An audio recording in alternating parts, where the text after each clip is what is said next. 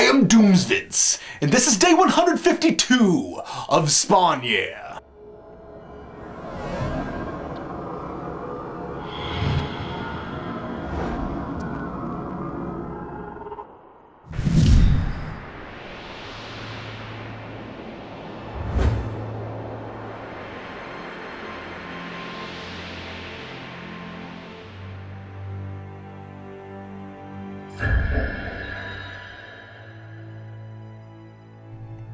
Four pages into today's issue, I was convinced Doomsvince had purposefully skipped ahead a comic just to confuse me. When I checked the numbers, Curse of the Spawn number 23 really was the very next issue after yesterday's, number 22. I mean, I'm not so far gone I can't at least still count past 21. I decided Doomsvince must have deliberately changed the number on the cover. He can teleport me from place to place and make himself look like my wife. Surely he can do that. And after I finished reading, I was positive this issue wasn't legitimate and Doomsvince had written it. As ridiculous as a lot of McElroy's choices have been lately, I could not believe he would go this far.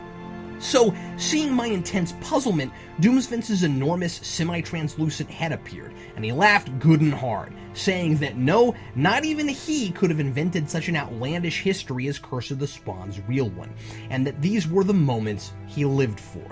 And then Overkill's head flew off its body and told me to order more popsicles while the headless ice cream man was still here and asked me if I'd share. I'm honestly not sure if that part really happened or not.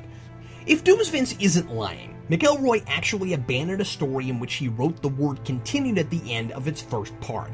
Yesterday, I said I didn't want to judge Hatchet's character arc as too easy and conventional until that story was over. Well, I guess McElroy and Turner decided it was as goofy and derivative as I did because they just didn't finish it. Either that, or their attention spans have finally shrunk to the size of those these stories are clearly intended for. You know, the main Spawn title is blatantly retconned things, it's left whole dialogue balloons and narration boxes out, heck, it's even published its issues out of order, but not even that book has promised the continuation of a story and just left a cliffhanger in midair.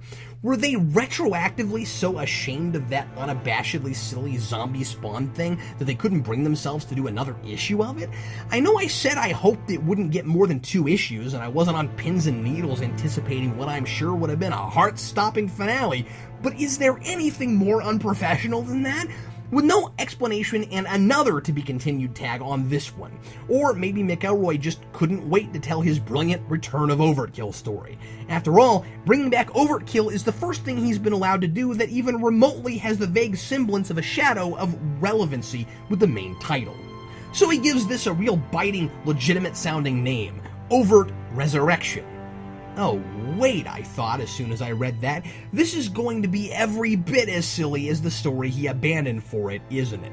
So if Overkill is to kill really obviously, Overt Resurrection would be to be brought back to life blatantly. It was already a stupid name used as a compromise to avoid a lawsuit.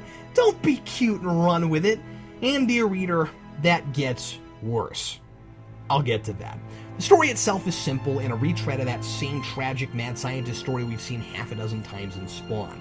Overkill was originally built by a brilliant cyberneticist with an apish face. His face is apish, I guess, just so he's got sufficient reason to be a reclusive outcast who will happily do anything for his brother Nicholas just to feel loved, and never cares that Nicholas is an amoral dirtbag who works as a hitman for the mob. And that's why he saves his brother's life after he's shot up in a gang war by turning him into Overkill for the Roman mob, at the suggestion of Tony Twist. I do think Overkill being Tony's idea in the first place is interesting, since the Romans get so angry with him for losing Overkill. Maybe that's what should have been explored in the Tony Twist story, instead of that half-baked, uninspired Knights Templar thing. And I suppose it's nice to know where Overkill was all this time, just to fill in the timeline. His brother rebuilt him, he popped his head like a bubble because he's a completely unfeeling machine, and then who knows? We'll supposedly find out tomorrow, but now I can't even trust to be continued signs anymore.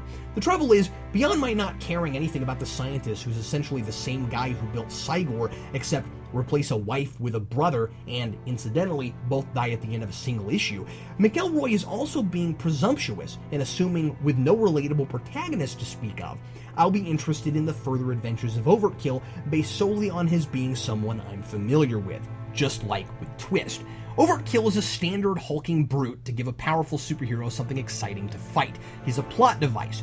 This is an attempt at making him more than that with backstory, but for me, it falls flat. McElroy could go somewhere with the theme of taking the human element out of Nicholas, leaving only a machine of mass destruction. A commentary, a little like in Terminator, of human self-awareness versus programmed artificial intelligence. Nicholas's brother pays the price for taking away a man's soul in an attempt at artificially creating the perfect hitman. That playing God with science motif is vaguely here already, but again, we've already seen nearly this exact scenario play out in the same continuity. And at the end, this bigger and better Overt Kill renames himself with the most facepalm-inducing moniker I can recall ever reading. Overt War. Overt War! To war very blatantly and obviously. So, not a guerrilla fighter then. Wait, no, of course. That'd be Cygor. But Ching. Oh god, just bring back Zombie Spawn and the Hatchet Kid. This is a whole new degree of stupid. At least Overt Kill was a play on words, as dumb as it sounded. It sounds 12 times worse tacked to the beginning of any other word. I'll pick some verbs at random. Let's see what it sounds good with.